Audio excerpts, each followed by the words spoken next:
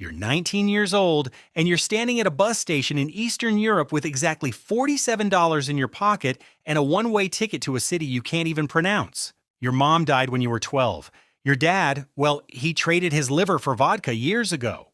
You grew up in a Soviet-era apartment block where the elevator hasn't worked since the Cold War ended, and the only thing that grows faster than the mold on the walls is the despair in people's eyes. Look, you're not dumb. You finished high school barely, but college, that's a fantasy reserved for kids whose parents have teeth. You've been working dead-end jobs since you were 14, washing dishes, hauling bricks, cleaning toilets. Then one day your cousin Dimitri shows up. You haven't seen him in 5 years, but now he's rolling up in a Mercedes with rims that cost more than your entire year's salary. He takes you to a cafe, orders 2 espressos like money means nothing, and makes you an offer. He says he works in logistics. You know that's code for I move things that shouldn't be moved, Mike, but honestly, you don't care. He tells you the job is simple, you'll be a recruiter. You find people, young people, preferably women, who are desperate to get out of this hellhole.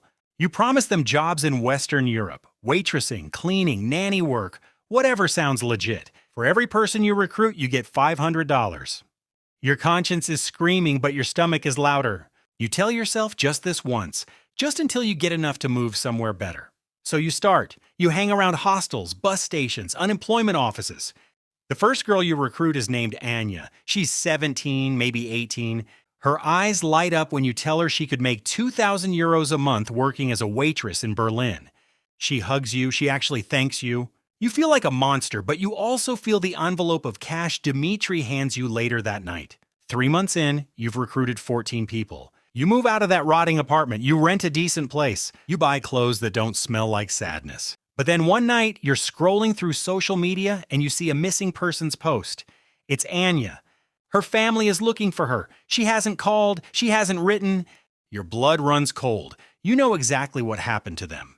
You try to quit. You call Dimitri and tell him you're done. He laughs. He reminds you that you're in the system now. You've got a file, you've got a face. If you walk away, you're not just unemployed, you're a liability. And liabilities, well, they tend to disappear too. He offers you a promotion. Instead of recruiting, you'll be managing a safe house. The safe house is a nightmare. It's a basement in an abandoned factory on the outskirts of the city. There are 12 girls locked in a room with no windows. They're scared. They're crying. They ask you when they'll get to their jobs. You can't look them in the eye. One of the girls, she's 16, tries to run. She gets halfway across the factory floor before one of Dimitri's guys tackles her. They drag her back, and Dimitri makes an example of her. You stand there, frozen, watching. You've crossed a line you can never uncross. Years pass, you climb higher. You're no longer the guy in the basement. You're coordinating routes, bribing border guards, managing networks across 3 countries. You've got a team under you. You've got power. You've got wealth. You live in a penthouse. You drive a car that costs 6 figures. But every time you close your eyes, you see their faces. Anya, the girl who tried to run, the hundreds of others you've fed into the machine. You try to justify it. You tell yourself they would have ended up in prostitution anyway. But the truth is, you've become the monster you swore you'd never be. One day, Interpol kicks down your door. Turns out one of the girls you trafficked 5 years ago escaped. She went to the police. She testified. She gave them everything: names, routes, faces, your face.